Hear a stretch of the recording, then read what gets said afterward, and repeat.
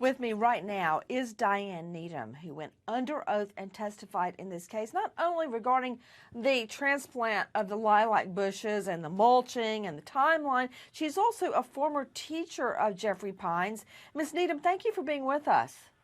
You're welcome.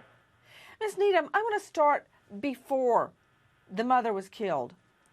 What was he like in school, and what did you teach him? I taught geography. He was an excellent student.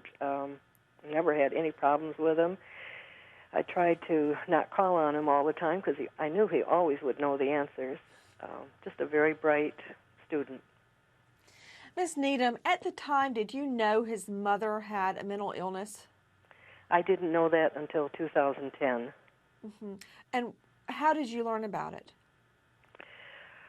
Jeffrey came to work for me after the death of my husband. At that time, I had 5 acres, and so he helped me with all my gardens and yard work. And in July of 2010, I called him right after the police had taken his mother away, and he just told me that she had come after him with a knife and that the police had come. And so I told him I would talk to him later. But he seemed very calm and taking it very well. Well, you know, I've been thinking about that, Miss Needham, and I guess when you've been being attacked by your own mother violently since you were a little boy, you know, as far back as I know, age 8, maybe earlier, at a certain point you become stoic. At what else can you do? You're in the home with her every single day, not knowing what's going to happen next. It's got to be awful. The day of the murder, what do you recall happening that day?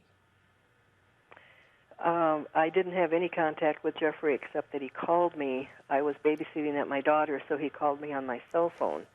At the time, my grandson was napping, so I didn't answer the phone because I was holding him while he was napping.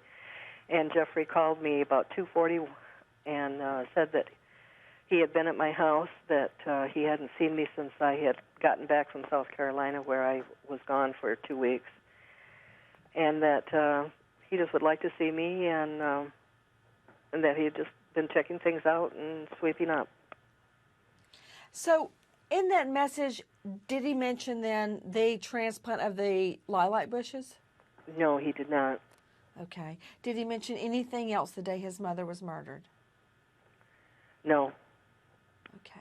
Why are you so sure that he's wrong about the day he did the yard work? Because that's his alibi. He did yard work in your yard and then went on to work. Well, I had been babysitting on that Monday, and the next day I was not needed.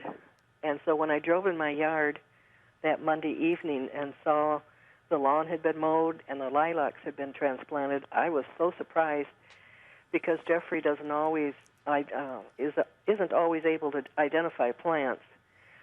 And I was just surprised that he realized which were the lilacs that I wanted transplanted, and there they were, and I had the next day free to mulch them.